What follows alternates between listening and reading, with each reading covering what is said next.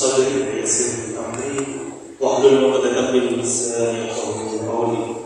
السلام عليكم ورحمة الله وبركاته. Waalaikumsalam warahmatullahi wabarakatuh. Alhamdulillah wa alhamdulillah. Alhamdulillahilladzi bi ni'matihi tatimmu shalihat. Hamdan katsiran tayyiban mubarakan fihi mubarakan 'alaihi kama yuhibbu rabbuna wa yarda. Asyhadu an la ilaha illallah al-malikul haqqul mubin wa asyhadu anna Muhammadan 'abduhu wa rasuluhu shawabul mu'adhdhin nabiy. Allahumma shalli 'ala sayyidina Muhammad wa 'ala sayyidina Muhammad wa 'ala alihi wa ashabihi wa man tabi'ahum bi ihsan ila yaumil. Alhamdulillah yang kami hormati Ketua dan PMIC, insyaallah Bunda Ukur, dan juga kami hormati pula segenap panitia, dan masya Allah dengan wasilah beliau kita bisa hadir pada sendiri tanpa ada acara apapun. Serta yang masya Allah kami doakan semoga senantiasa Allah terus limpahkan kepada kita rahmatnya, yang seluruh jemaah yang hadir, baik yang saat ini secara langsung maupun yang menyimak secara ulangnya ataupun secara online. Saya doakan semoga Allah senantiasa menunjukkan kepada kita kemuliaan, kebahagiaan. Allah hadirkan kesehatan kepada kita semua. Rumah tangga kita semakin harmonis, anak-anak kita semakin soleh-solehah. Mungkin ada yang saat ini diuji oleh Allah, termasuk ya Ustaz kita, guru kita, Ustaz Abdul Badrun. Soalnya saat ini Allah masih sayang kepada beliau. Allah berikan ujian, pengukur dosa, insyaallah luar biasa. Kita doakan baik kepada guru kita, maupun mungkin ada salah satu dari saudara kita, kerabat kita yang kurang sehat. Semoga Allah segera hadirkan kesembuhan kepada mereka. Dan yang paling utama, kita berdoa semoga Allah senantiasa tuntun kita, untuk senantiasa hati kita itu di zona marhamah, zona mutmainnah, sebagaimana yang disebut oleh Allah Subhanahu wa taala dalam Quran surah Al-Fatihah. Ini sapaan yang paling nikmat, seruan yang paling masya Allah, tidak syak bagi hamba-hamba pilihan oleh Allah kepada hamba-hamba. Apa seruannya? Ya ayat Al-Masur Al-Fatihah. Wahai jiwa-jiwa yang tenang, yang lapang hati. Apa impactnya kalau hati kita itu tenang dan disuruh oleh Allah? Perhatikan dari wujud dari Quran surah Al-Fatihah. Wujudnya apa? Allah langsung yang meminta kita masuk ke surga, bukan lagi kita masuk. Ya Allah, masukkan saya ke surga. Hadiah bagi orang-orang yang senantiasa lapang hatinya, itu puncaknya ada di paling akhir dari Quran surah Al-Fatihah. Fad'uni fi ibadi wa qul jannati. Masuklah ke dalam barisan hamba-hamba kekasihku. Artinya apa? Hamba-hamba pilihan yang dicintai oleh Allah. Kemudian Allah langsung meminta, masuklah ke dalam surga. Ini benar kira-kira mudah-mudahan sampai masuk surga. Masih yang pengen hanya 3. Yang pengen jauh, angkat tangannya, katakan saya. Sekali lagi, yang paling tinggi, paling semangat, semoga Allah dijawab. Yang pengen masuk surga, angkat tangannya, katakan saya. Ternyata yang paling tinggi puluh. Saya doakan semua yang hadir di sini, Allah hadirkan keberkahan. Alhamdulillah hadir di majelis ilmu salah satunya Allah turunkan rahmat. Dalam hadis yang insyaallah disebutkan, tidaklah seorang muslim itu hadir di rumah Allah, belajar Al-Quran dan masyarakat, mempelajari. Cuma Allah kan apa? Turunkan sakinah, tauhid rahmat. Jadi ciri-ciri para ahli surga itu apa? Dia mencari ketenangan hatinya itu bukan diri ke pantai, bukan di bulan ada dirinya ada ke tempat-tempat wisata, bukan. Wisata hati dan sesungguhnya itu ada di mana untuk diri? Di majelis ilmu. Maka ciri-ciri ahli surga itu, kalau butuh ketenangan hati, maka dia akan semakin rajin hadir di majelis ilmu. Maka untuk ketahui saja, ciri-ciri orang ahli surga itu apa? Saking tenangnya hadir di majelis ilmu, kalau pak mata itu sampai nempel lagi. Ini ciri-ciri ahli surga, masya Allah. Dia lepas hiruk-pikuk persoalan duniawinya, tapi ketika di majelis ilmu langsung ser. Jadi perlu lagi harus kita apalagi mau jual-jual. Agar Allah angkat yang namanya rasa takut, agar kita maksimal dalam belajar hari ini, melalui ini kita dapatkan keberkahan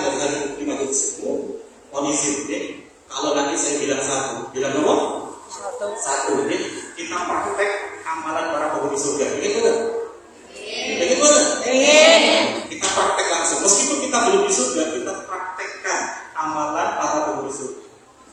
Salah satunya apa? Ilam salam. Dia tidak berucap, tidak berkata-kata kecuali apa? Salam. Ucapannya yang baik-baik semuanya. Makanya para malaikat itu memanggil para yang penduduk surga itu dengan Assalamualaikum warahmatullahi wabarakatuh. Dengan salam, masya Allah. Maka polisi, kalau saya nanti bilang satu, pegang kuda samping kanannya, ucapkan Assalamualaikum. Siap? Siap. Udah latihan dulu, praktek dulu ya. Jadi para penduduk surga. Coba satu. Assalamualaikum.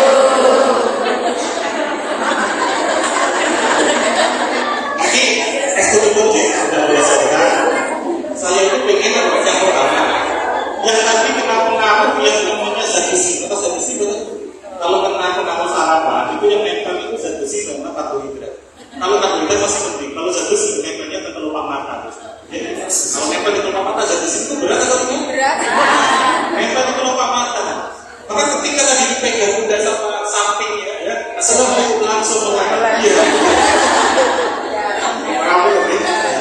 Kalau saya nanti bilang dua ini ucapkan alhamdulillah sambil dipegang.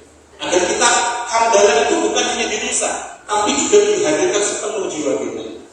Agar semakin Allah gantikan yang namanya ujian, persoalan hidup kita digantikan dengan anugerah Allah Subhanahu. Kita dengan karunia nikmat yang luar biasa. Coba ini dua. Alhamdulillah. Kalau saya nanti bilang tiga ini pegang pundak gantian. Kalau tadi yang satu sebelah mananya? Kanan. Dan sebelah kiri. Jawab salamnya. Ya, jawab salamnya. Waalaikumsalam warahmatullahi wabarakatuh. Jadi tiga. Waalaikumsalam warahmatullahi wabarakatuh. Nah, ini kita ternyata berpraktek lagi. Ciri-ciri para penduduk surga itu ketika ketemu dengan penduduk surga yang lainnya, tidaklah wajah itu bermuka masam. Jadi wajah itu apa? Selalu tersenyum. Coba pun tangis ya, bahagia-bahagia Masya Allah. Para ya kuda-kuda sawidah para penduduk surga. Mari kita bersyukur kepada Allah Subhanahu Wa Taala yang ada segala kejadian ketetapan yang dihadirkan kecuali itu seizin Allah Subhanahu Wa Taala. Dalam Quran surah Al-An'am ayat 59 disebutkan, ya, tidak ada sehelai daun pun yang jatuh kecuali seizin Allah. Pengetahuan artinya di dalam Al-Quran kita hadir di sini, dipertemukan di sini. Kebetulan apa benar? Nah, itu betul. Artinya ada sesuatu. Mengapa kok kita yang dipilih oleh Allah? Diketuk hati kita mulai berangkat dari depan rumah sampai di masjid ini, di rumah Allah ini. Ini ada maksud bahwa Allah inginkan kebahagiaan itu. Karena Rasulullah SAW artinya tiga pernah bersabda, "Mayyudillahu biqaulih." Barang siapa yang Allah inginkan kebaikan untuk kita, kebahagiaan untuk kita, yufaqihu fiddin. Allah akan tambahkan pemahaman agama. Allah tambahkan ilmu yang bermanfaat untuk kita. Maka ketika kita hadir di sini, Masya Allah, ini nikmat dari Allah Subhanahu Wa Taala. Maka sungguh-sungguh mari kita ucapkan sekali lagi ya, coba. Dua. Alhamdulillah.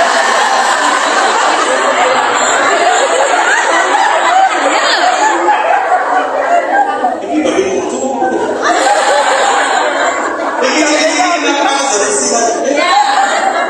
Bisa bukan bukannya dipegang tapi kanan dah. Ini mau kita harus Masya Allah. Makanya biasanya kita naik mobil, naik motor, ya, mau belok kanan saya ke kiri. Kamu tuh nanti sepanjang kita materi, biar kita fresh, ingat-ingat tadi ya, agar kita bisa fokus. Karena kunci dapatkan keutamaan dari majelis ilmu adalah kita kita fokus, kita lemah dalam majelis.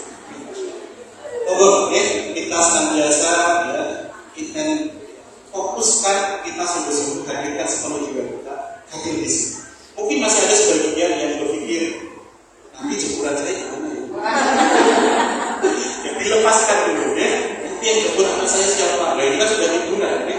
Tenangkan dulu. Kita fokus dulu hadir di sini. Hadir untuk semakin dekat, semakin taat, semakin mesra hubungan kita kepada Allah Subhanahu. Dan pula kita senantiasa akan lazimkan, dakwahkan, bersolawat kepada Nabi dan Nabi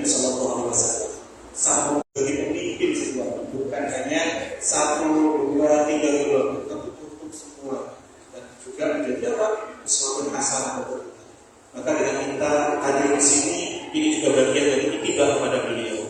Kita mengikuti sunnah-sunnah beliau, hadiri majelis. Jadi kami asli dari Muhammad SAW barisan dari umat Nabi Muhammad al-Qiyadhi khair, ya, yang kebaikan dan pengajar penyeru kepada pengajar. Ini dua dari dua orang. Maka saya itu bersyukur karena Allah orang tua yang diberikan nama, mengucapkan nama ini, masya Allah. Saya ada di sini bukan ya masya Allah semata-mata langsung ujung-ujung. Saya yakin salah satunya adalah mustajabnya dari ibu saya. Kedua orang tua saya yang berikan nama ini bagian dari barisan kepada Nabi Muhammad yang mengajak kepada kebaikan. Aktivitas saya sehari-hari sebagai mudir dari PPT Hamdul Quran Klaten. Jadi sebagai pimpinan pondok pesantren Tahfidzul Quran, Hamdul Quran yang ada di Lese. Lese itu orang Lese itu kecamatannya Ceper. Jadi di Jalan Jogja Solo Klaten 5. Tepatnya sebelah kanan. Jadi Jalan Nasional itu sebelah kanan. Pinggir jalan raya. PPT Hamdul Quran dari Lese Klaten. Monggo Pinara, boleh mudah-mudahan saja ada kesempatan ingin berangkat ke Solo, Pinara boleh. Pesantren PPT Hamdul Quran. Ini untuk santri putra putri dan SMP dan SMA. Ini bersama kita sama-sama kurang dulu untuk Pinara. Baik, alhamdulillah kita lanjutkan materi kita hari ini. Tema kita hari ini sejatinya, ya, kalau materi rezeki ada satu jurusan satu materi. Maka saya coba cuplik saja sebagian yang selaras dengan tema yang seharusnya hari ini disampaikan oleh beliau kita, Ustaz Abdul Muhid Badrul. Beliau ya temanya saya ambil inti atasnya saja dulu. Terapi berpikir positif. Terapi berpikir positif. Dalam terapi berpikir positif ini saya khususkan tema kita hari ini adalah 3 langkah mengubah musibah menjadi anugerah. 3 langkah mengubah musibah menjadi. Jadi terkait dengan musibah, masya Allah, sudah pada salah. Selama kita itu pernah hidup, nanti hidup, atau masih hidup, yang namanya ujian, persoalan itu pasti akan hadir kepada kita. Kita itu tidak akan bisa lepas dari yang namanya ujian. Makanya sampai Allah Subhanahu wa Ta'ala berfirman dalam Quran surah Al-Anbiya ayat 37. A'udzu billahi minasy syaithanir rajim. Bismillahirrahmanirrahim. Kullu nafsin dha'iqatul maut wa nabluukum bisyarri wal khairi fitnah wa ilayna turja'un. Kullu nafsin dha'iqatul maut. Setiap jiwa itu pasti akan merasakan mati. Kita semuanya nanti pasti akan mengalami. Kita semuanya hanya yang menunggu waktu saja. Kita sedang nanti semuanya bisa selesai. Dalam ayat ini dibacakan, "Wa nabluukum bisyarri wal khairi fitnah." Kita semuanya akan diberikan cobaan yang sebenar-benar cobaan. Apa itu cobaannya? Bisyarri, ujian berupa persoalan, berupa hal-hal yang tidak mengenakan bagi hidup. Kemudian dilanjutkan lagi bisyarri wal khairi, dan juga ujian kenikmatan. Jadi selama kita hidup itu pasti akan diberikan berbagai bentuk ujian. Bisyarri wal khairi fitnah. Jadi kebaikan ataupun persoalan, nikmat ataupun musibah, dua-duanya ini adalah ujian. Jadi jangan hanya dipikirkan bahwa ujian, yang namanya ujian itu hanya musibah saja. Nikmat saja itu juga ujian. Wa ilaina turja'un. Tinggal bagaimana kita dengan hadirnya ujian ini semakin dekat dan semakin kembali kepada Allah Subhanahu wa Ta'ala. Jadi nanti kita akan belajar mengapa penting kok belajar 3 langkah mengubah musibah jadi anugerah. Karena sejatinya dari kita semuanya, masing-masing dari kita itu pasti akan mengalami yang namanya musibah. Ada yang sedang alami ataupun yang pernah atau akan mengalami. Maka itu penting sekali untuk kita kaji bersama. Dan di dalam menghadapi musibah, masya Allah, yang membedakan orang beriman dengan tidak itu nomor itu. Ketika dia jadikan musibah, menghadirkan ujian saja, tidak harus musibah. Ujian baik nikmat ataupun tidak nikmat, yang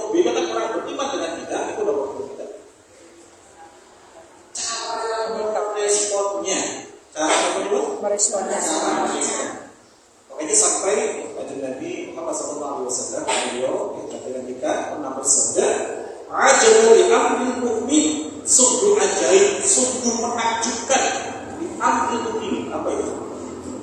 Perkaranya orang-orang yang beriman. Itu sungguh ajaib perkaranya orang-orang yang beriman. Kenapa dia disebutkan ajaib? Inna amrahu kullahu khairun. Seluruh urusannya itu dia baik. Jadi orang-orang mukmin ini seluruh perkaranya dia itu senantiasa bisa berpikir yang positif, bisa merespon yang positif, bisa menjaga hatinya itu di zona positif. Kenapa? Dia senantiasa merasakan itu adalah perkara yang baik datangnya dari siapa? Dari Sang Maha Baik, dari Allah Subhanahu wa Ta'ala. Kalau yang mendatangkan adalah sumber dari segala kebaikan, sumbernya rezeki, maka yang dihadirkan pastilah yang baik-baik dari Allah. Makanya dalam Quran surah Al-An'am 40 disebutkan, Allah itu tidak akan mungkin mendolimi hambanya walaupun sebulan bikin dorong sekali. Dan barang siapa yang berbuat kebaikan, niscaya Allah akan lipat gandakan balasannya. Jadi kalau kita sudah baik dikit saja, Allah kasih lebih banyak lagi. Dan Allah itu tidak mungkin mendolimi hambanya. Lalu kenapa kok masih ada orang yang gelisah hatinya, galau, deg-degan, dendam, dengki, dongkol, masya Allah, dan lain sebagainya? Karena belum sungguh-sungguh memahami ini. Belum sungguh-sungguh memahami siapa yang mendatangkan ujian itu. Kalau kita senang dengan pasangan kita dulu, waktu awal-awal pernikahan senang betul kita. Maka baik yang baik ataupun nggak baik dari pasangan kita bisa menerima, bisa ridho dengan masya Allah, tenang banget. Gimana? Beda kalau sekarang. Yang awal-awal dulu, ketika kita tresno saat itu, saking senang yang luar biasa.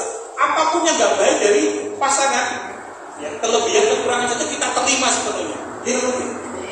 Itu baru mampu. Kalau Allah nggak ada kekurangan, nggak ada yang nggak baik. Hanya saja apa?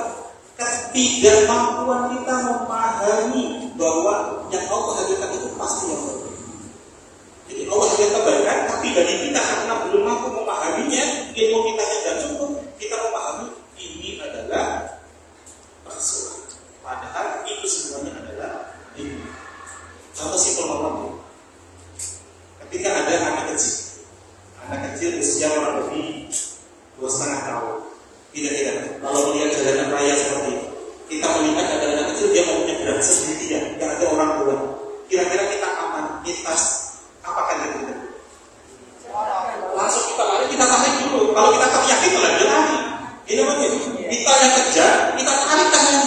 Untuk apa? Kita awalkan selamat. Tapi si anak bilang, sakit bu, sakit, jangan tarik-tarik. Dia nggak paham, maksud kita baik atau baik? Karena pilihannya hanya baik sama baik. Pilihannya adalah baik atau baik. Pengen kita baik, kebaikan. Tapi bagi si anak, ini kok menyakiti. Ini kenapa? Kurang ilmunya si anak. Padahal kalau anaknya sudah selamat dulu, kalau mau nyebrang kita bantu, kita seberangi, betul nggak? Sama dengan ujian kehidupan kita, dalam ujian persoalan kehidupan kita, seringkali kita itu merasakan ketidaknyamanan dalam hidup. Itu adalah tanda Allah sangat sayang dengan kita. Allah inginkan kebaikan untuk kita. Tinggal kita mau ridho atau enggak. Nanti kita akan bahas lebih lanjut. Kalau kita ridho, Allah akan kirimkan malaikat-malaikat untuk mengawal kita, menyelesaikan persoalan itu dengan selamat, dengan tenang. Tapi seringkali kita justru protes dan terima sama seperti anak tadi. Jangan tarik-tarik, saya cuma mau nyebrang. Nah, ibu ini sayang dengan apa jenisnya? Kalau saya kenapa kok ditarik-tarik? Lepasin. Padahal kalau dilepasin malah justru si anak betul. Maka itulah pentingnya kita belajar untuk senantiasa masya Allah. Jadi kata-kata yang lebih. Karena tadi sudah disebutkan sungguh ajaib, sungguh menakjubkan perkaranya orang yang beriman.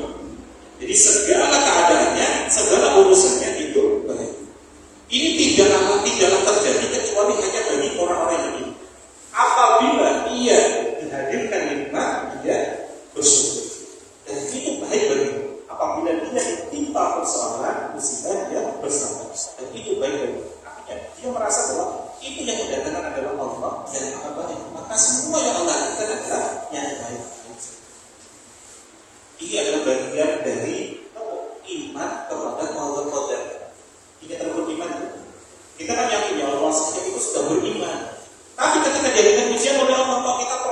satu sambat itu kita sudah keluar dari zona kita.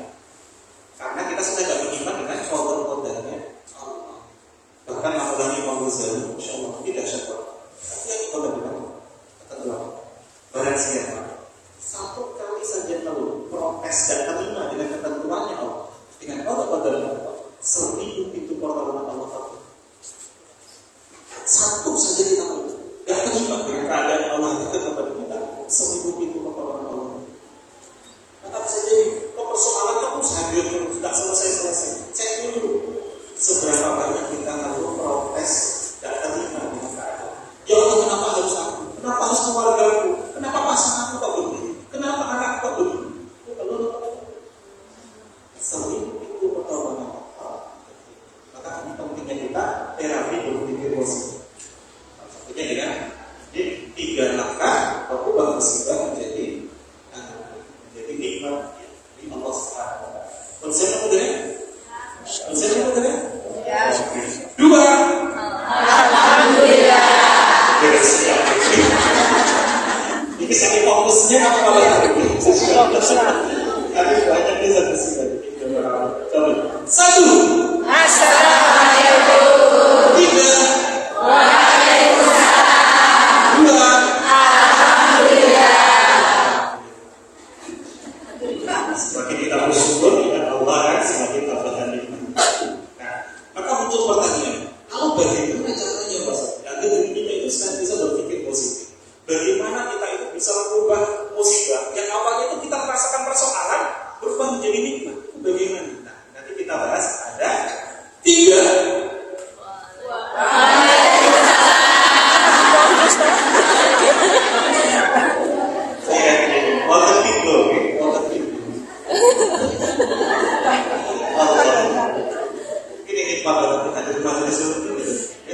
Lepas pikiran-pikiran angsuran, cicilan. Jadi langkah dari kaping sepindah, kaping sepindah itu yang harus kita lakukan adalah kita belajar untuk mengontrol dan mengendalikan prasangka kita di zona positif. Jadi mengontrol dan mengendalikan prasangka kita di zona positif. Atas prasangka untuk prasangka itu kalau dalam agama kita disebut dengan namanya dzon. Jadi dzon itu dibagi menjadi 2. Su'udzon dan husnudzon. Kalau kita berpikir yang baik-baik, berprasangka yang baik-baik, itu dapat pahala banyak. Sekarang kalau kita bahas, kalau kita berpikir yang di zona su'udzon, prasangka yang tidak baik, itu sudah mendapatkan catatan amal oleh malaikat, catatan yang DOS itu. Baru berpikir yang belum baik sudah dicatat, amal tidak baik atau belum kira-kira? Nah, ini jangan berbeda. Ada yang dicatat yang tidak. Yang tidak dicatat katakan belum. Sudah ya. Yang sudah dicatat prasangka tidak baik. Prasangka. Baru kita batin ketidakbaikan orang lain, itu sudah termasuk dosa atau belum? Ya belum, ada sudah. Kalau sahabat kita seragamkan dulu, ya, kita samakan dulu. Ya. Meskipun ya, pilihannya berbeda-beda, kita samakan.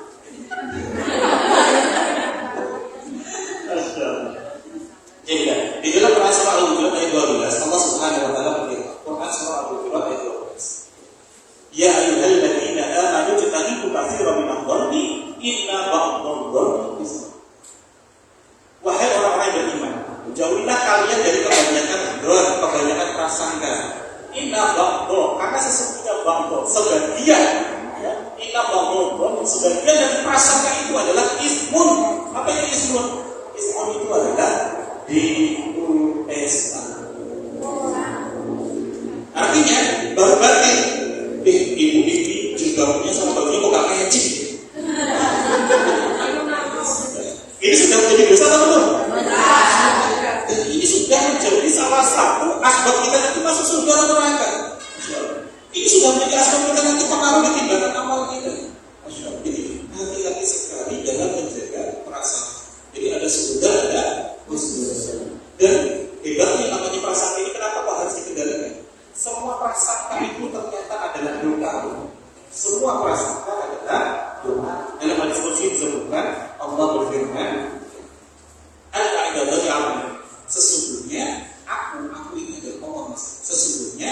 sesuai dengan prasangka hamba-Ku. Jadi sesungguhnya Allah itu sesuai dengan prasangka kita.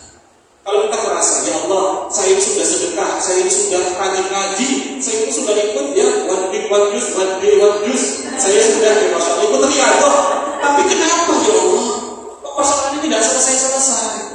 Apa jawabnya Allah? Sebagaimana yang kau prasangkakan. Apa prasangkanya tadi? Kenapa kok belum selesai? Ya itu yang Allah jawab.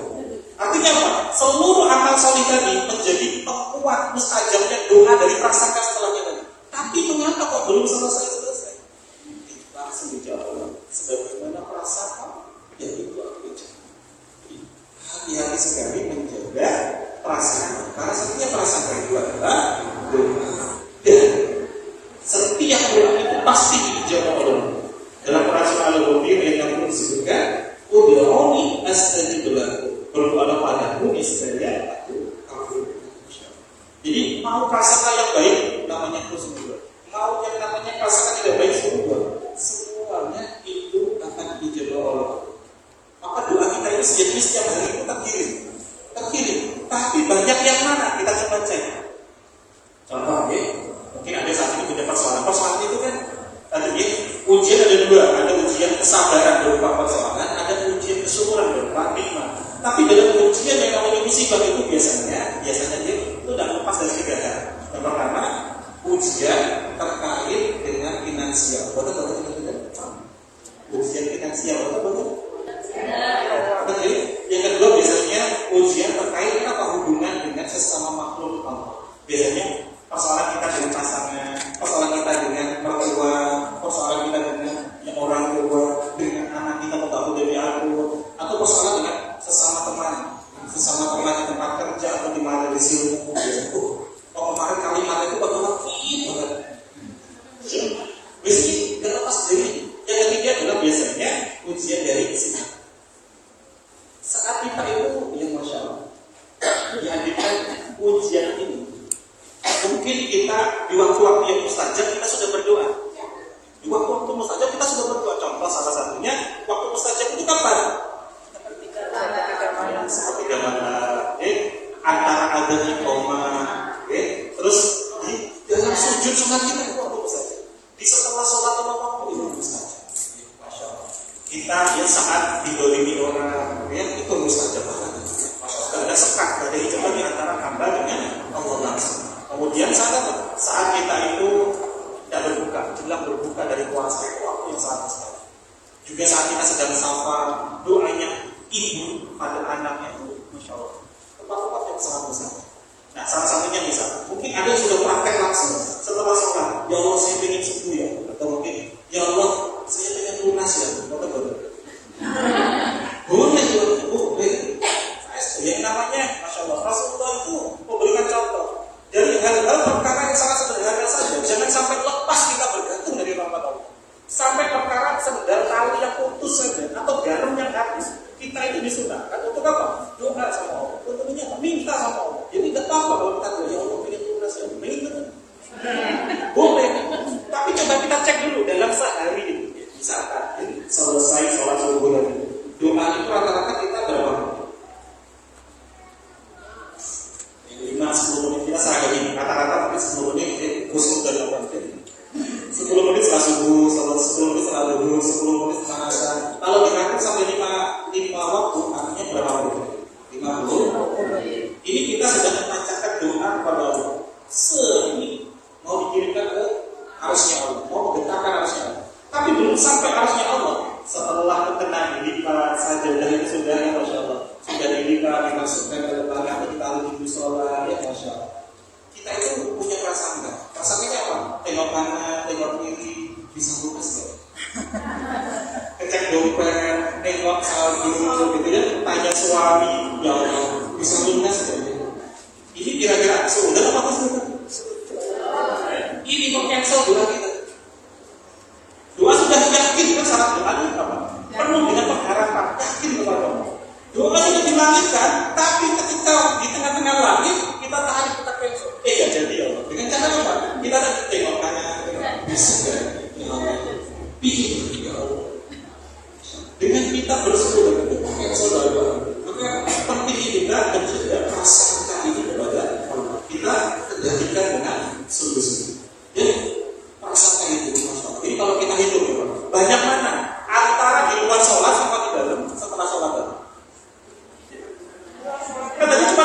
menit, saya ada 24 jam. 24 jam dikurangi 50 menit ada berapa? 23 jam 10 menit. Itu ternyata kita masih berpikir, kita panjatkan doa ya Allah. Bisa deh, bisa. Maka banyak yang mana? Maka fokusnya ternyata sudah lagi dengan khusyuk. Maka kalau ingin ya senantiasa diubah musibah kita menjadi anugerah, kendalikan rasa kita. Jadi ingin kita itu juga samakan dengan fokus kita. Seringkali kita inginnya lunas, fokusnya bisa nggak? Jadi gini. Contohnya, ada salah satu jamaah dari guru saya yang sedang di tengah-tengah rangkaian ibadah umroh, beliau sedang sholat di depan Ka'bah. Dalam niatannya, beliau ingin kita perhatikan, inginnya sholatnya khusyuk di depan Ka'bah. Inginnya apa? Khusyuk. Tapi beliau itu, kalau kecium aroma bau-bauan, bau berang-berang, bau merah, itu langsung mual, unek-unek, langsung mual. Maka beliau berdoa, ya Allah saya ingin sholat khusyuk, tapi tolong ya Allah jangan dekatkan saya dengan aroma bau-bauan. Kalau di masyarakat juga Arab itu langsung dijawab seperti itu. Ketika beliau takbir Allahu Akbar, langsung Allah datangkan doanya di samping kanannya langsung ada orang, tapi tadi saya sebutkan dari salah satu negara Asia Selatan. Itu aromanya itu dahsyat. Cemilan sehari-harinya itu bawang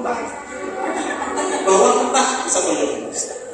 Kira-kira aromanya bau mulutnya tidak. Beliau langsung ya Allah, langsung mual, langsung beliau geser ke samping kiri, geser samping kirinya. Ternyata Allah datangkan lagi orang aroma bau-bauan samping kiri. Beliau mundur lagi satu langkah ke belakang, ya masya Allah. Ternyata langsung dikepung. Nah kiri depan belakang aroma bau-bauan. Ingat lagi, inginnya khusyuk tapi fokusnya bau-bauan. Maka yang dijawab yang fokus. Maka ketika beliau balik ke hotel, tanya kepada mutawifnya. Ini adalah guru saya. Ya, Ustaz, apa yang saya lakukan? Saya sudah mandi, tapi saya masih abon-abonan. Apa namanya istilahnya? Ini bahasa saya tidak apa. Masih mual-mual terus, masih jijikan istilahnya. Masih aromanya itu masih terus tidak hilang-hilang padahal sudah mandi. Maka, ya, Ustaz masih menyampaikan kita ini coba istighfar karena prasangka kita itu juga termasuk istighfar. Beliau melakukan istighfar perlahan-lahan aromanya. Nah sama dengan kehidupan kita. Seringkali kalau kita itu ya masya Allah, pengennya anak itu soleh, tapi kita fokusnya apa? Fokusnya apa dulu? Pengennya anak itu soleh, tapi melihat anak kita tingkah lakunya dahsyat banget, kita ucapnya apa? Fokus kita. Ya Allah, contoh, misalnya saat kita itu ada tamu, jadi ada tamu. Tiba-tiba anak kita itu mungkin masih di usia 3 tahun, 4 tahun, sampai 8 tahun. Dia rame, lari-larinya, naik meja, gitu ya. Kira-kira apa respon dulu? Nah, kata mereka, astagfirullah. Kita ucapnya lisannya sudah betul, tapi lisannya tidak mencerminkan apa ide yang di hati itu. Kalimat istighfar itu sejadinya untuk diri kita atau untuk orang lain? Coba mana istighfar? Astagfirullah. Kita kan mohon ampun kepada Allah. Tapi saat anak tadi misalnya nyimpang gelas, astagfirullah. Yang kita tuju siapa? Yang kita salahin siapa? Padahal astagfirullah itu yang salah saya. Ya Allah, saya salah ya Allah. Saya salah ya Allah. Saya belum tepat dalam mendidik anak saya ya Allah. Anak seperti ini itu karena didikannya siapa ya Allah? Tapi kenapa yang saya salah itu anaknya ya Allah? Saya yang salah ya Allah. Kau hadirkan anak ini kan sejatinya masya Allah fitrah bersih. Anak seperti ini karena niru dan contoh siapa? Kita orang tua. Saya salah belum bisa mendidik ya Allah. Ini titipanmu, maka saya jaga baik-baik ya. Kalau saya saja dititipi kendaraan, mobil, motor sama tetangga saya ditinggal mudik di bulan di akhir tahun, kita kira-kira kita jaga baik-baik ya. Jadinya luar biasa. Sampai ada anak tetangga main bola di dekat mobil itu kita bilang, nah jangan dekat-dekat nanti lecet. Gitu begitu. Titipan orang lain kita jaga, kita amanah luar biasa. Tapi di sisi lain kita sudah amanah belum menjaga diri kita. Anak kita ini milik kita dulu. Saat kita punya perasaan ya astagfirullah, kita salahin orang lain. Salahin yang lain, kita keluar dari zona atau dari zona mutmainah. Ini ciri orang-orang yang berbeda hatinya, keluar dari zona mutmainah. Hati hatinya tidak tenang, maka tidak akan berubah musibah menjadi tapi musibah akan bertambah menjadi musibah berikut. Maka prasangka itu ya masya Allah, laksana air yang ada di dalam cangkir. Cangkir itu ibarat jiwa kita. Apa-apa yang kita masukkan ke cangkir, nanti kita tuangkan lagi, tuangnya sama dengan yang kita tuangkan. Contoh, kalau kita masukkan ke cangkir itu isinya kopi, maka mungkin nggak kira-kira keluarnya itu menjadi susu. Sama dengan juga kita. Maksudnya dimasukkan asupan itu adalah apa saja kita dengar, yang kita lihat, ya, yang kita bicarakan, yang kita rasakan, lingkungan kita, yang kita lihat dengan panca indera kita, itu masuk menjadi asupan masuk ke dalam jiwa kita. Maka hati-hati sekali.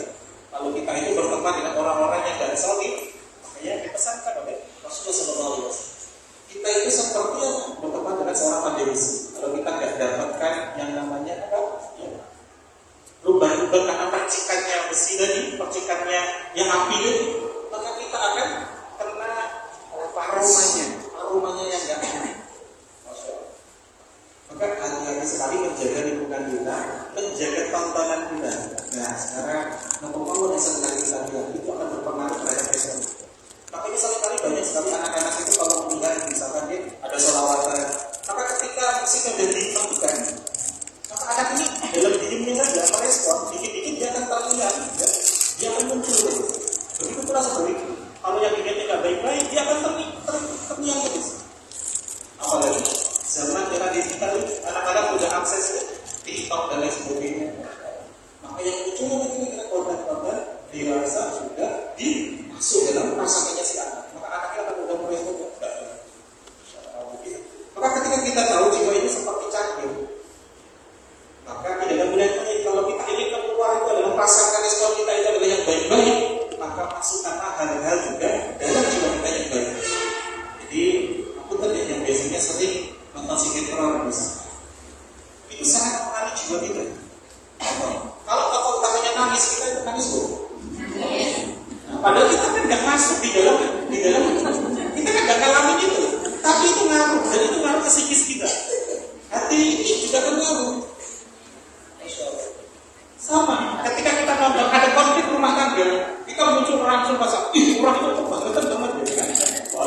Muncul rasa gejolak dan nyaman di hati kita. Ini justru artinya apa?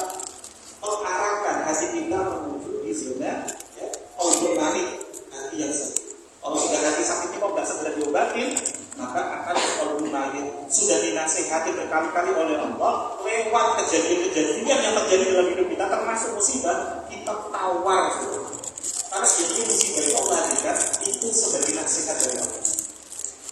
Ingat ya, masya Allah, ketika Rasulullah SAW dan tidak jika Allah itu mencintai satu kaum, Allah akan berikan ujian kepada. Ini artinya kita lagi disayang oleh Allah, dicintai Allah. Jika dia itu ya ridho, maka Allah pun akan ridho kepadanya. Tapi jika dia tidak mau menerimanya, artinya dia tidak ridho. Ketika dikasih ujian, kok malah gak ingat kepada Allah dan semakin dekat kepada Allah, maka Allah pun akan turunkan kepada. Artinya ujian tidak akan pernah selesai, justru semakin membesar. Jadi ciri-ciri kita bisa mengubah resiko perbedaan adalah salah satunya pertama kendalikan apa tadi prasangka kita. Kontrol dan kendalikan prasangka kita. Maka berikutnya kalau tadi ya yang pertama, maka berikutnya yang tampil. Apa itu tampilan itu? Ya ini yang namanya prasangka tadi. Prasangka itu ketahui sudah. Itu semuanya itu terkristalisasi, termanifestasikan oleh yang namanya lisan. Jadi buah dari prasangka itu adalah lisan. Maka apa yang kalian bikin adalah apa? Latih dan disiplinkanlah lisan kita di zona yang positif. Jadi jaga benar-benar lisan. Jaga lisan. Jadi lisan itu adalah buah dari prasangka. Kalau kita misalkan di prasangka sudah kita kendalikan kok bangun dan lisan mau tercos saja. Rem akan jangan mudah merespon segala sesuatu sebelum kita mengecek kira-kira nanti kalau saya sebutkan lisan seperti ini Allah tunduk. Kira-kira kalau saya nanti sebutkan nanti ya masya Allah tunduk. Maka kita harus lebih hati-hati dalam menjaga lisan. Kenapa? Lisan ini masya Allah yang paling dahsyat. Dalam kita ada hukum oleh Imam Bukhari. Ini ada salah satu riwayat yang sangat masyhur dari Rasulullah SAW saat beliau itu didatangi oleh para sahabat. Para sahabat itu bertanya, ya Rasulullah, bagaimana jika ada seorang fulana? Diperhatikan kalimat. Bagaimana jika ada seorang fulana, artinya seorang perempuan yang dia itu ahli ibadah, rajin sholat malam, rajin sedekah, rajin puasa, tapi dia itu masih sering kali menyakiti hati tetangganya dengan sebab lisannya. Ini berarti tidak bisa menjaga lisan. Apa jawabannya Rasulullah? Ahli benar. Artinya lisan ini yang akan menggembosi seluruh amalan kita. Kita sudah riyadhah macam yang luar biasa, tapi kalau ternyata lisan itu tidak senantiasa terjaga, ini masya Allah ibaratnya dengan kertas ember ya. Ember itu misalkan ini adalah cara kita untuk mengais pahala. Pahala itu laksana air. Kita pergi keluar rumah untuk apa? Ngambil air sebanyak-banyaknya. Kita timbun mau kita bawa ke rumah untuk apa? Tujuannya ini jadi tabungan pahala untuk saya nanti saat di akhirat, saat ditinggal, biar pahala saya berlimpah. Tapi ternyata kita tidak sadar ember yang kita bawa untuk mengumpulkan seluruh pahala tadi ada lubangnya.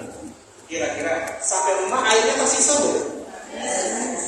Maka banyak orang-orang yang di dunianya kelihatan sebagai ahli ibadah, tapi saat nanti di hari penimbangan kafir.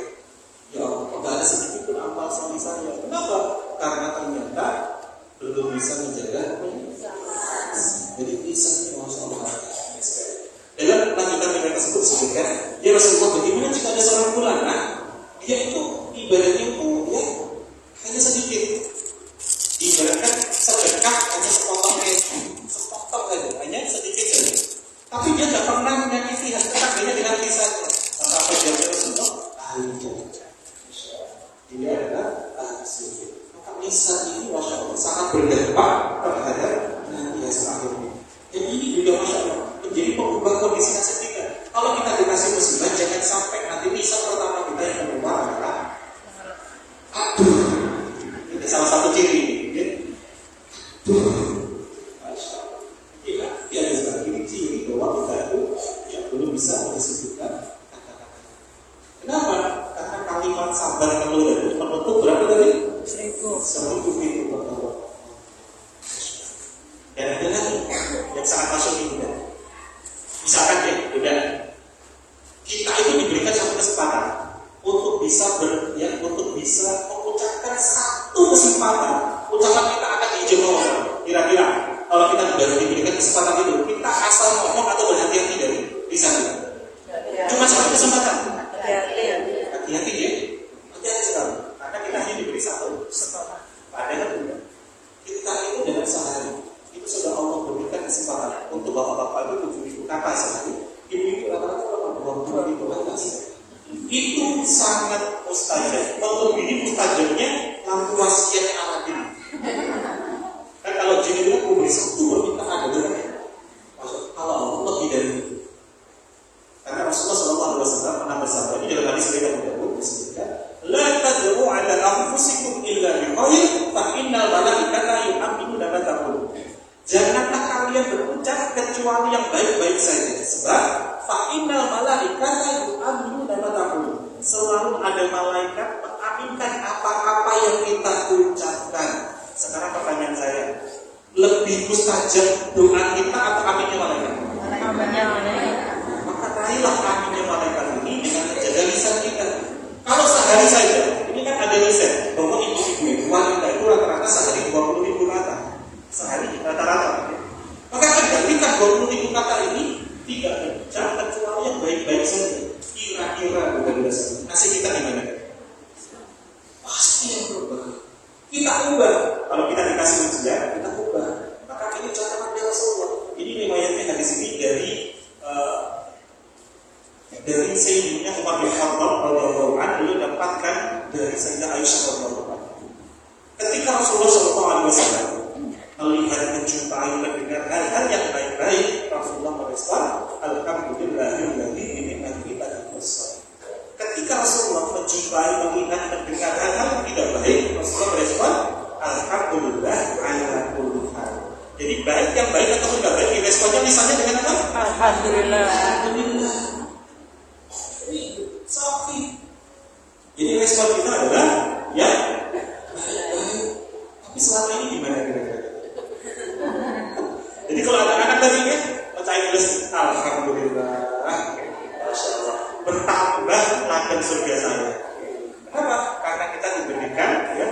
ujian sabar. Alhamdulillah. Kalau saya bisa menerima tadi, nah yaudah nak duduk, ya ibu yang bersihin. Kira-kira surga.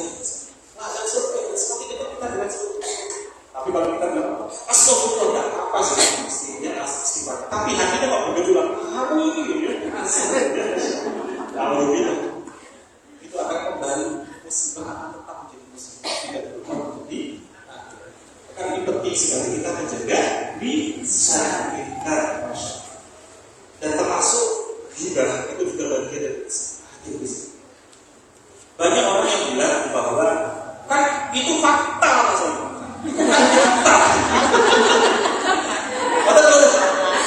Bahkan memang kenyataannya begitu. Ini saya nggak ghibah, itu nyata. Padahal definisinya ghibah itu apa? Definisinya ghibah itu. Kita ambil langsung dari jawabannya dari Rasulullah SAW. Nabi SAW itu bersabda dalam Sahih Muslim nomor 2589. Beliau bersabda, jika memang apa yang engkau ceritakan tersebut ada pada dirinya, itulah ghibah. Jadi kalau nyata fakta itu malah ghibah. Namun jika tidak, berarti engkau adalah dusta.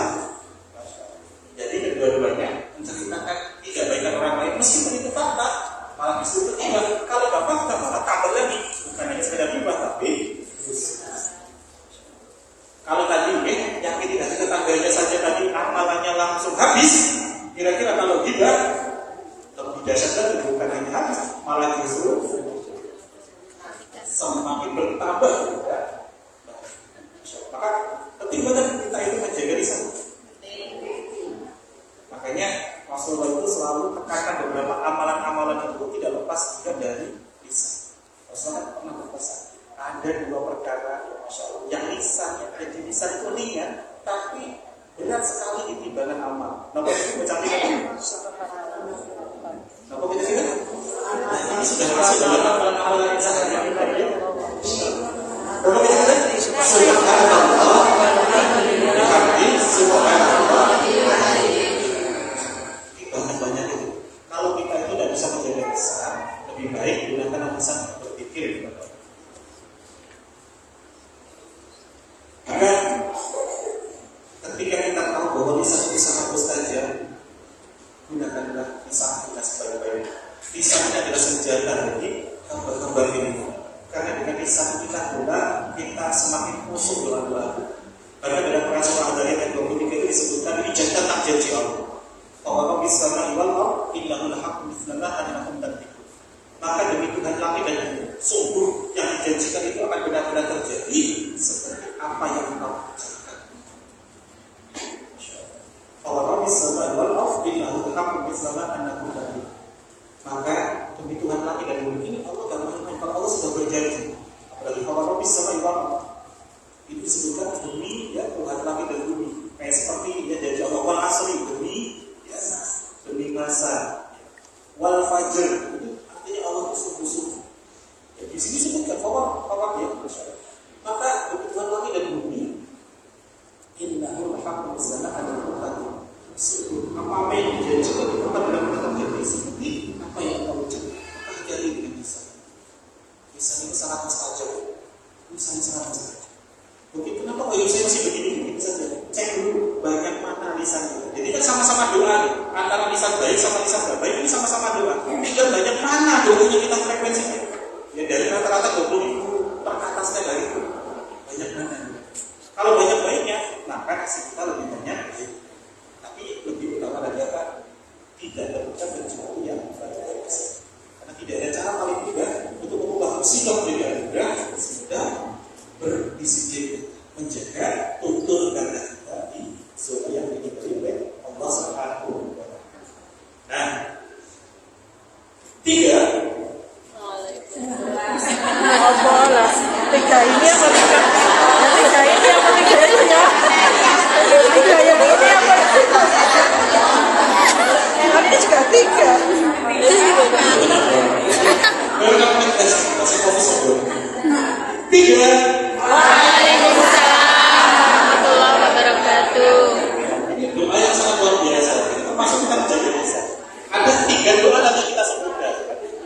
Waalaikumsalam. Kita mendoakan keselamatan, kesejahteraan itu ya. Kemudian namanya setelah salam itu Waalaikumsalam warahmah. Allah tabarkan rahmat kepada kita. Diwujudkan kasih sayang ya Allah. Dan juga apa? Wabarakatuh. Diberikan keberkahan dari setiap pemberian dari Allah. Karena segala pemberian Allah itu belum tentu berkah. Contoh, kita itu diberi kaki oleh Allah, ini rahmat. Rahmat itu. Tapi ada orang yang menggunakan kaki itu untuk melangkahkan kakinya di tempat-tempat maksiat, dan satunya lagi dilangkahkan kakinya di tempat-tempat yang diridhai oleh Allah. Nah, yang digunakan untuk tempat-tempat yang diridhai oleh Allah inilah cirinya yang berkah. Jadi kalau sudah dikasih oleh Allah, digunakan untuk hal-hal semakin berkaitan kepada Allah inilah berkah. Maka dalam setiap salam kita itu masyarakat kita itu saling mendoakan satu sama lain. Ya Allah, turunkanlah kepada saudaraku yang di depanku ini yang senantiasa keselamatan, sejahtera, berikan rahmat ya Allah. Senantiasa berilah memberikan itu dengan kasih sayang itu. Dan juga jadikanlah setiap kasih sayang itu adalah berkah. Sehingga setiap pemberian itu justru semakin akan dihidup. Karena banyak orang-orang yang sepanjang hidup itu hanya ngumpulin yang namanya rezeki, ngumpulin harta, betul. Ngumpulin pas usianya itu sudah pensiun, sudah waktunya mau istirahat, pengen menikmati, tapi tidak bisa tenang hidup. Kenapa? Anaknya rebutan warisan. Betul. Jadi sudah dikasih rahmat sama Allah, tapi ternyata tidak berkah. Kenapa? Bisa jadi jalannya untuk mendapatkannya itu adalah untuk menghalalkan segalanya. Kan? Salah satu impactnya adalah apa? Yang kedepannya pun juga harta itu tidak akan menghadirkan ketenangan, tapi justru sifatnya adalah apa? Bara api panas. Maka yang dekat dengan perkara itu semuanya akan memusuh, akan berbeda, semuanya akan tidak akan. Kalau tadi tapi sepindah tadi untuk mengubah musibah menjadi anugerah ini, tapi sepindah itu apa? Mengendalikan atau mengontrol Mengendalikan rasakan di sana. Tapi kalian apa? disiplin rasa yang baik. Jadi zona positif. Tapi itu ini yang paling penting. Kalau tadi yang namanya prasangka itu ada di sini, ada di zona. Kalau namanya lisan ada di sini. Ya, KP3 itu ada di sini. Apa nih? Hati. Wonten manah, wonten hati. Jadi KP3 itu adalah menjaga hati kita di zona positif. Kita berlatih bagaimana melihat segala keputusan ketentuan Allah itu dengan kacamata kasih. Bahwa semuanya itu adalah kebaikan. Kita mengambil hikmah dari setiap persoalan yang sedang Allah hadirkan kepada kita. Kenapa? Karena seringkali kita itu kalau tidak bisa mengubah musibah menjadi anugerah, karena kita itu ingat Allah itu hanya pas begitu saja.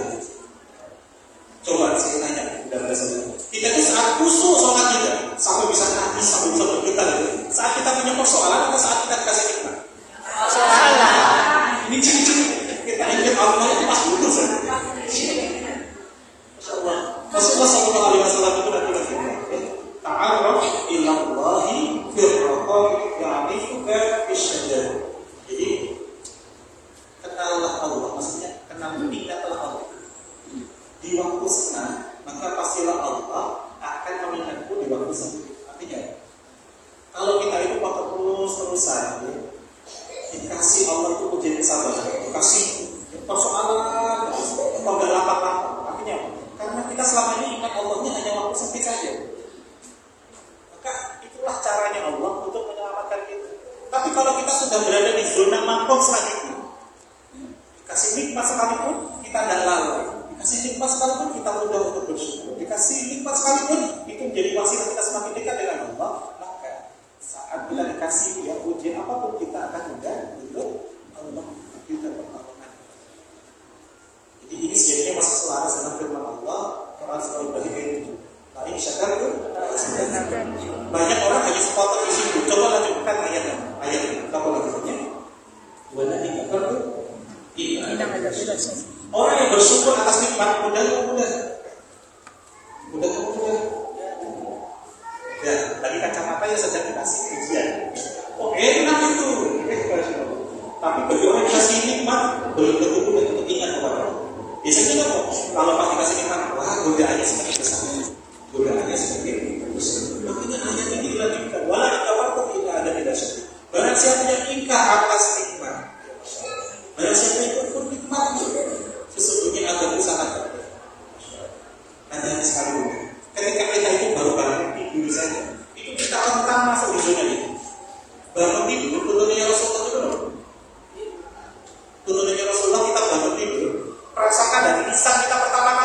bangun itu apa gitu?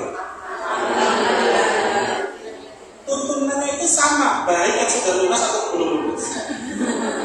Baik yang sembuh atau belum sembuh, sama betul? Sama. Jadi apapun yang minumannya, ya apapun makanannya, minumnya. Apapun persoalannya, yang respon kita adalah apa? Intinya adalah senantiasa berdisiplin. Alhamdulillah. Contohnya tadi, alhamdulillah ala kulli hal. Alhamdulillah dari minum kita terus. Respon yang baik, respon yang positif. Kalau kita itu baru bangun tidur, kalau kita nggak bersyukur, artinya kita sudah kuning. Kita sudah di zona keluar dari zona normal. Makanya harus menekankan kepada kita. Bahkan di sela-sela aktivitas kita, 5 waktu itu kan di dalam setiap rakaat kita, itu kan wajib membaca surah yang harus ada di setiap rakaat surah. Kalau nggak dibaca, nggak sah surah. Masih betul. Surah Fatihah itu ayatnya kan dua kan? Alhamdulillah. Diminta untuk lagi bersyukur.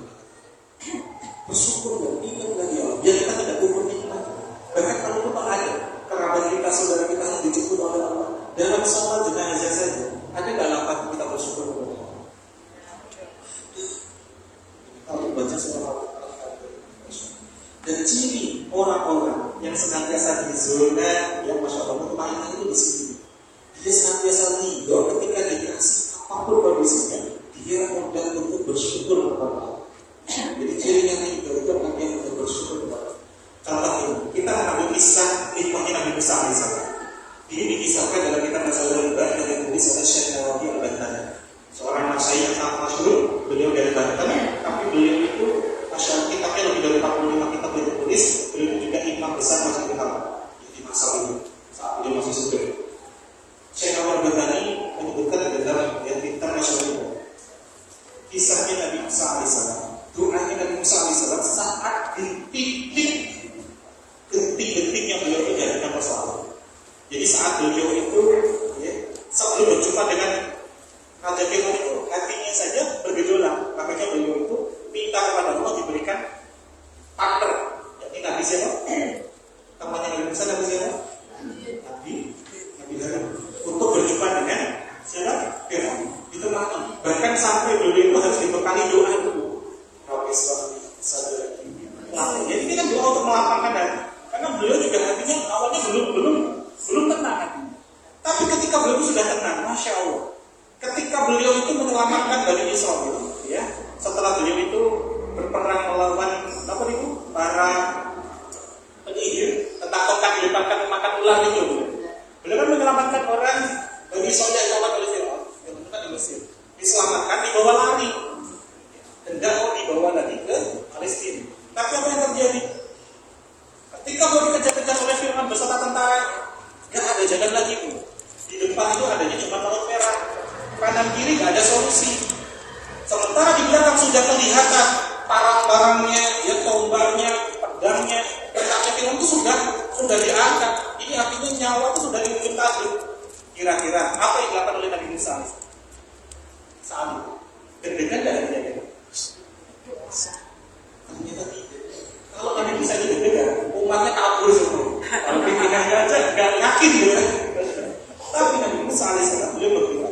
Doanya disebutkan dalam kitab Masalah Ibad itu adalah Allahumma lakal hamdu wa ilaikal musta'an wa antal musta'an wa la haula wa la quwwata illa billahil aliyyil azim. Kita coba ya terjemahkan kembali. Allahumma lakal hamdu. Ya Allah, segala puji hanya untuk. Coba perhatikan. Mau dibunuh sudah genting-gentingnya beliau malah bersyukur kepada Allah. Allahumma lakal hamdu. Ya Allah, segala puji hanya untuk. Waalaikumsalam musta'an. Dan hanya kepada pula kami ini mengadu ya Allah. Waalaikumsalam. Dan hanya kepada pula kami ini mohon pertolongan ya Allah. Wala haula wala quwwata illa billah. Coba ketika di ujung tanduknya dia dihadirkan persoalan yang sangat luar biasa, malah justru apa tadi? Bersyukur. Maka apa yang terjadi? Solusi itu dekat. Tapi nama bersama dengan persoalan, bersama dengan kesulitan, Allah siapkan jawabannya. Allah siapkan kemudahan. Ternyata solusinya di mana? Apakah Nabi Musa harus ke kanan, ke kiri? Tidak. Allah mengirimkan malaikat Jibril untuk menjelaskan bahwa solusi itu sangat dekat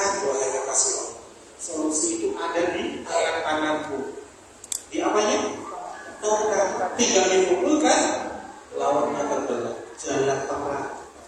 Maka kalau saat ini kita masih punya persoalan itu, coba awal itu dengan ridho dulu dengan kondisi kita saat ini. Kita bersyukur kepada Allah. Maka jalan terang itu ada, solusi itu ada.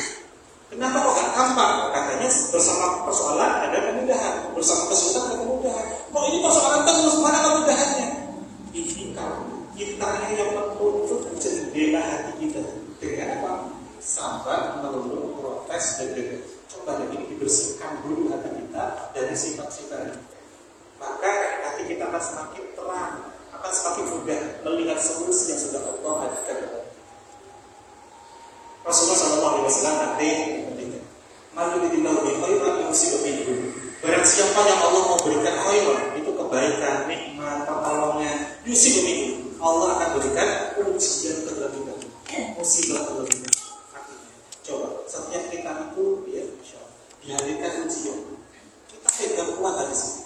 Maluridillahu bi khairan yusibu minhu. Barang siapa yang Allah mau berikan kebaikan, Allah berikan ujian terlebih dahulu. Artinya kalau kita dikasih ujian, alhamdulillah, yes, ini baru awal Allah mau berikan nikmat yang lebih. Karena tadi ingat, kalau Allah mau berikan kebaikan kepada hambanya, Allah berikan ujian yang lebih. Karena ini selaras dengan hadis tadi. Jika Allah mencintai satu kaum, Allah akan berikan ujian. Karena kita lagi disayang-sayangnya sama Allah. Karena beda betul. Kok ada orang dari luar sana, dia itu gak semakin taat, gak dekat sama Allah. Kok dia diguyur nikmat terus? Betul kira-kira. Hati-hati, karena bisa jadi ini adalah istidraj.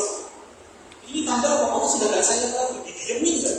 Contoh, kalau kita punya persoalan sama pasangan kita, terus kita didiemin sama pasangan kita, nikmat gak? Gimana rasanya? Apalagi kalau yang sudah didiemin Allah. Ini orang-orang di zona istidraj, sudah Allah didiemin. Mau kamu maksiat, mau kamu lakukan hal udah didiemin aja sama Allah. Kenapa? Karena Allah yang akan berikan nikmat itu nanti di akhir. Ya sudah, dia sangat dulu, tapi tidak ada bagiannya. Tapi bagaimana orang yang masya Allah dicintai oleh Allah, kita diberikan ujian. Dan saat kita ini bisa ridho, Allah akan ridho sama kita. Allah sudah ridho sama kita. Ingat, samanya dari Rasulullah Al-Fajr. Ya ayat-ayat subuh temannya, yirji'i ila rabbiki, radiyallahu. Jadi Tuhan mencoba tentang kembalilah ya kepada Rabb dengan hati yang ridho, lagi diridhoi oleh Allah. Perhatikan rumusnya. Kita kan sering ingat, ya Allah, saya ingin Engkau ridho ya. Ya Allah, ridhoi saya. Pada Allah itu sudah dijawab. Dan Allah sudah ridho belum dengan ujian yang aku berikan kepada saya. Karena kuncinya di radiyatan mardiyah, bukan mardiyatan radiyah. Jadi Allah itu akan meridhoi kita kalau kita ridho dulu sama radiyatan mardiyah. Itu bapak yang namanya bunga. Kalau bunga dia itu, ini namanya masya Allah keren banget. Dan kalau Allah sudah mardiyah, sudah meridhoi kita, fadhul fi ibadi wa rahmatuhu ya jannah. Allah yang minta kita masuk, kita dimasukkan barisan kekasih Allah. Kita itu kalau masuk surga bertangga dengan para kekasih Allah. Sekedar dia, pastilah ini surga terbaik. Tetapi sebelumnya, ketika kita bisa menginframe kalau ada persoalan biasa, alhamdulillah. Ini berawal. Kalau saya bisa ridho, maka saya akan dapat nikmat sebenarnya. Ini adalah mayoritas dari khairan rezeki. Paling mudahnya kalau kami di mana rezeki itu ibaratkan seperti permen dengan bungkus. Permen itu nikmat betul. Manis sih semua orang suka. Permen itu simbol dari nikmat. Kebaikan. Bungkus itu ujungnya kalau kita mau makan permen, bungkusnya dimakan dulu. Bungkusnya masih dibuat. Itulah tanda bahwa itulah musibah ujian. Banyak orang nggak butuh kan bungkusnya. Pada akhirnya nggak butuh kan bungkus. Hanya orang ingin fokus ke isinya. Padahal caranya Allah mengirimkan malaikat Mikail untuk mengirimkan rezeki kepada hambanya itu pasti dibantu dulu dengan yang namanya ujian. Jadi kalau kita minta, ya Allah, saya ingin anak yang soleh ya Allah, maka Allah hadirkan ujian. Jadi contoh, kemudian nanti pesen sesuatu belanja dengan online, nanti dikirimi oleh kurir betul. Ini SOP-nya kurir ini. Kalau dia mengirimkan paketan kepada kita, mau yang sudah kita beli ataupun yang belum kita bayar, ketika datang ke tempat kita harus ada bungkusnya betul. Coba sekali-kali kita minta, Pak, mau izin, saya nggak mau ada bungkusnya, saya cuma mau di sini. Kan itu itu sudah saya bayar Pak. Kira-kira dikasih nggak sama dia? Nanti kulitnya akan bilang apa? Maaf Bu, SOP saya harus ada bungkusnya. Kalau ibu berkenan nggak ada bungkusnya, saya kembalikan kepada yang ngirim. Maka malaikat Mikail itu juga sama. Ketika beliau mengirimkan rezeki kepada kita, dibalut dengan ujian. Kok seakan-akan anak ini kok Masya Allah, gitu. Kok enggak nurut gitu ya, Masya Allah. Bisa banget sih anak ini. Ini adalah baru kulitnya, baru bungkusnya. Kalau kita bisa ridho ya Allah, ini ladang surga buat saya ya Allah. Maka yang terjadi apa? Kita akan dapat isi setelah. Karena kalau kita sudah menerima bungkusnya dengan ridho, kayak paketan tadi datang, otomatis kita menerima isinya betul. Dapat isinya. Tapi kalau dengan bungkusnya saja kita sudah nolak, ujiannya saja kita sudah gak terima, maka kita tidak akan dapatkan isi. Jadi kalau kita ingin dapatkan anugerah dari Allah, apapun persoalan musibah yang hadir, kita terima. Alhamdulillah ya Allah, ini baru bungkusnya. Kalau saya terima, ini akan semakin dapatkan isinya. Kalau bungkusnya semakin tebal, semakin Masya Allah dikasih ya, tebelnya bisa luar biasa, maka semakin luar biasa pula nikmatnya. Artinya semakin dahsyat ujian di kehidupan kita, maka semakin dahsyat pula balasan nikmat yang Allah sediakan untuk kita. Dengan catatan kita ridho menerima. Sampai satu riwayat bahwa Nabi Sallallahu Alaihi Wasallam pernah bersabda, barang siapa yang bersabar dan ridho menerima musibah dari Allah, maka Allah tidak akan membalasnya kecuali surga. Balasan orang yang sabar itu jadi sesuatu. Barakallahu fikum, semoga kali ini bisa memberikan manfaat untuk kita. Jadi apapun saat ini yang ada, mulailah pertama kali dulu. Mengendalikan menjadi prasangka. Prasangka kita dulu. Prasangka itu belum sampai keluar, belum sampai menjadi kejadian. Ini baru prasangka. Kita kedua, kalau sudah mulai kejadian, bisa kita itu kita jaga, kita berikan itu. Yang ketiga, jaga hati kita. Alhamdulillah. Jadi selama ini kalau misalkan di betul-betul yang suaminya itu taruh dari basah di atas kasur, nah, kalau seperti ini kan ujian ya. Betul-betul yang pasangannya itu taruh dari basah di atas kasur, betul-betul. Ada yang sering gitu. Kalau ada seperti ini, coba kita frame. Bukan lagi kita bergejolak, gitu ya, bukan. Tapi alhamdulillah. Ini surga. Kenapa? Semakin kita pindahkan, kita yang memindahkan. Ini kita semakin mendekatkan kita kepada surga. Ini ladang surga. Alhamdulillah surga. Jadi suami yang pertama kali melihat ini kenapa ya ini kok berubah? Kok dikit-dikit saya kasih ini kok jadi ya alhamdulillah surga. Suami akan penasaran. Saya juga pengen surga. Jadi hati-hati sekali. Jangan sampai itu sebaliknya. Pulang dari MIC, pulang ke rumah dan seperti biasanya, kok bapak tiba-tiba di rumah bantu nyuci piring karena belum bisa menjaga lisan dan perasaan gila tuh bens kemasukan jin apa pak? Ini Masya Allah hati-hati sekali. Awalnya suami sudah ikhlas nilai ta'ala gak jadi lagi. Kita ganti alhamdulillah makin sayang dengan bapak. Nanti dilanjutkan, bukan nyuci piring, nyuci baju. Ya pola lain, jadi jaga terus energi bahagia. Karena Masya Allah, bunda-bunda itu jantung keluarga. Kalau suami itu imamnya keluarga. Mahkotanya itu ada di Masya Allah, sehingga sananya ada di suami, tapi jantungnya itu ada di bunda-bunda saya. Kalau bundanya bisa menjaga energi bahagia, seluruh kata-kata itu juga akan. Kalau itu semoga ini bisa memberikan manfaat untuk kita. Kita kembalikan ke tidak ada sesuatu doa. Terima kasih Ustaz Sofi yang sudah memberikan banyak sekali ilmu dan motivasinya untuk kita semua ya Bu. Ini nanti bisa langsung kita praktekkan ya Bu. Ketika keluar dari majelis ini, jangan lupa ilmunya juga dimanfaatkan. Bingung tak ya? 1. Assalamualaikum. 3. Waalaikumsalam. 2. Alhamdulillah. Ya, Ustaz Sofi ini ada yang mau bertanya dulu, boleh deh. Monggo Ibu silakan jika ada yang mau bertanya. Ini sangat materinya sangat berkorelasi dengan keseharian kita. Ada yang mau tanya Bu?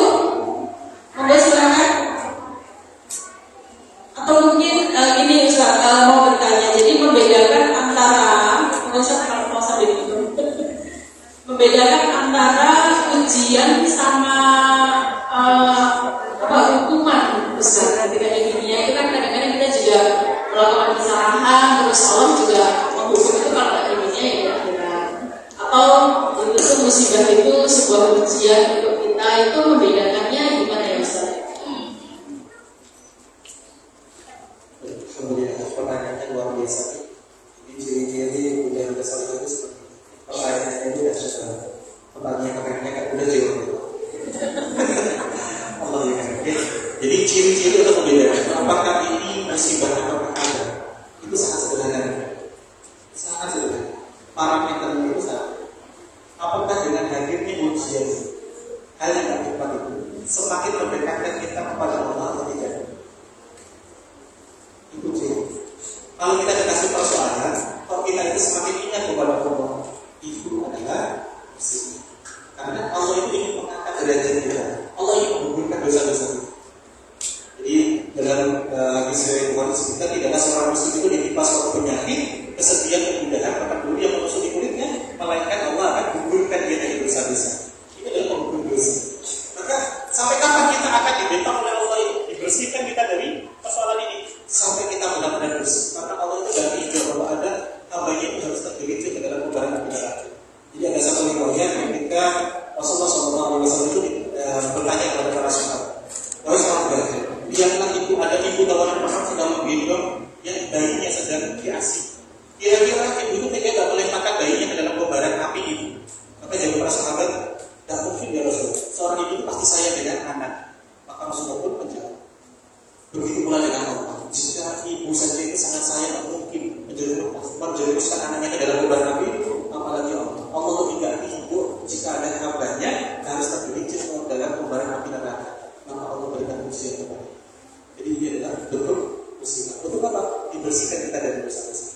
Tapi kalau kita dihadirkan ujian, justru kita semakin terputus kita dari Allah. Kita tak mau lagi mendekat dengan ibadah. Kita tak mau dekat dengan Allah. Gak ingat kepada Allah. Inilah dan azab itu bukan hanya bentuknya ujian saja. Nikmat sekalipun selama itu tidak menjadikan hadirnya itu semakin dekat kepada Allah, itu juga ada. Contoh, dulu saat kita itu ya bekerja biasa-biasa saja, kita bisa waktu kita cukup untuk ibadah. Tapi saat konsumen customer semakin melimpah sangat banyak, maka tidak ada kesempatan kita itu untuk beribadah lagi. Bahkan sholat saja sampai ya, dirapel-rapel. Ini bukan lagi ujian, bukan lagi nikmat, itu adalah apa? Tapi sebaliknya, kalau hadirnya guyuran lagi, ya, orderan semakin berlimpah, tapi justru kita semakin mendekatkan kita kepada Allah. Ibadahnya bisa tetap terjaga dan juga justru kita semakin banyak, ya. Kita itu tangan kita untuk menolong agama Allah. Bisa kita bantu sana, bantu sini, ya. Kita bisa ya sedekah sana, sedekah sini, jadi wasilah yang menjadi hadirnya orang-orang lain semakin ridho namanya menolong majelis taklim itu luar biasa, memakmurkan masjid. Maka itu adalah nikmat. Semoga bisa perbedaannya biasa. Semakin mendekatkan kita kepada Allah atau justru sebaliknya. Cek dulu. Kok saya itu dikasih ujian, kok saya itu semakin dekat kepada Allah, semakin dekat sama Allah, semakin bersujud, bahkan nikmat banget Allah saat bersujud sampai saya itu bisa bergetar itu saja. Ini adalah nikmat. Bahkan bagi orang beriman ini bukan lagi ujian, tapi ini adalah nikmat sesuatu. Karena ini adalah ya masya Allah. Kenikmatan hakiki seorang hamba itu apa sih? Kenikmatan hakiki seorang hamba itu ketika bisa terus terhubung dengan Allah. Karena seorang hamba itu kan bilang, nikmat tertinggi itu adalah ketika masuk surga. Bagi para penduduk surga, itu nikmat tertingginya masih ada dari siapa? Yang bisa diizinkan untuk berjumpa dengan. Dan semua penduduk surga bisa berjumpa dengan Allah. Tapi hanya hamba-hamba ini. Jadi kenikmatan tertinggi para penduduk surga itu adalah ketika dia diizinkan untuk bisa berjumpa dengan. Konektif muslim. Karena kalau kita ini belum kita belum di surga. Ketika kita masih di dunia saja, kita masih bisa terus merasakan kehadiran Allah, merasakan terus kasih sayangnya Allah, merasakan terus kita diawasi oleh Allah. Ini nikmat saja.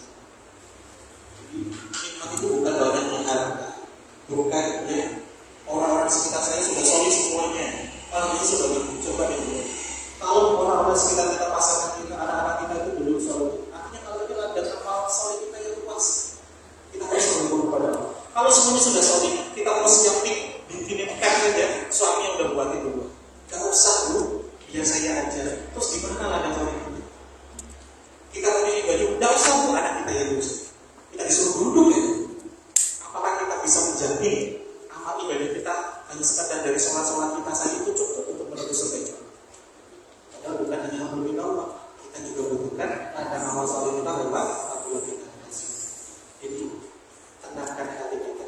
Apapun persoalan hidup kita, selama hadirnya persoalan itu kok semakin menjadikan diri kita semakin dekat kepada Allah, itu jalan otomatis, itu jalan peningkatan dan menentukan, itu jalan kewajiban yang sesungguhnya.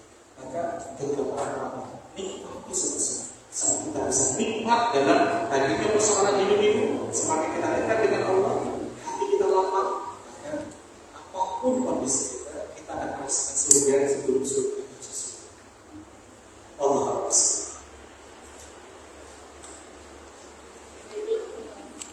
Terima kasih Ustaz Sofi yang sudah memberikan banyak jawaban untuk bekal kita menjalani hari-hari selanjutnya ya Bu. Stay positif berarti kita selalu harus push karena ternyata suudon aja sudah tercatat sebagai dosa ya ternyata. Jadi kita harus berhati-hati terhadap pikiran kita yang kemudian juga menjaga lisan kita dan terakhir menjaga hati kita di zona positif. Ibu-ibu semuanya, terima kasih atas kehadirannya dan jangan lupa untuk ikut kajian MIK setiap kali diadakan di sini maupun di Promolim, dan juga selain di kajian majelis seperti ini MIK juga ada Odos, ada KJ, Awas, ada Riana itu untuk mengawal kita untuk beribadah kepada Allah Subhanahu wa taala dalam sehari-hari mulai dari membuka mata sampai mau menutup mata, maksudnya dari pagi sampai malam. Baiklah ibu semuanya, terima kasih kepada Ustaz Sofi dan Mbak Fani yang sudah mengantarkan untuk kajian pada siang hari ini. Marilah kita untuk majlis dengan bersama-sama membaca hamdalah dan doa kafaratul majlis bersama-sama.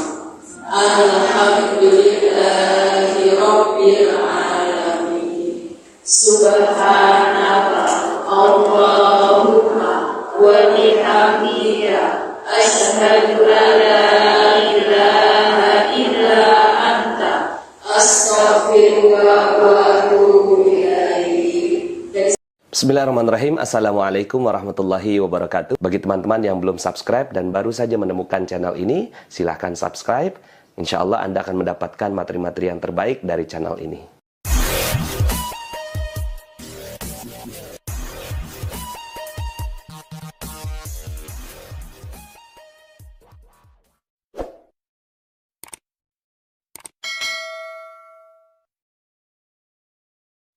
Alhamdulillahirrabbilalamin. Sahabat-sahabat Filah Best Learning Center yang kami cintai, sahabat-sahabat Magnet Rezeki, setelah Anda menyimak video ini, marilah senantiasa kita beristighfar kepada Allah Subhanahu wa taala untuk melepas perisai-perisai rezeki kita. Rabbi ghfirli wa tub alayya innaka antat tawwabur rahim. Ya Rabb, ampunilah kami, terimalah taubat kami, sesungguhnya Engkau Maha Penerima taubat dan Engkau Maha Penyayang. Dan mari senantiasa kita bersolawat kepada baginda Nabi Muhammad sallallahu alaihi wasallam. Sallu ala Muhammad. Allahumma salli alaihi wa ala alihi wa sahbihi. Wassalamualaikum warahmatullahi wabarakatuh.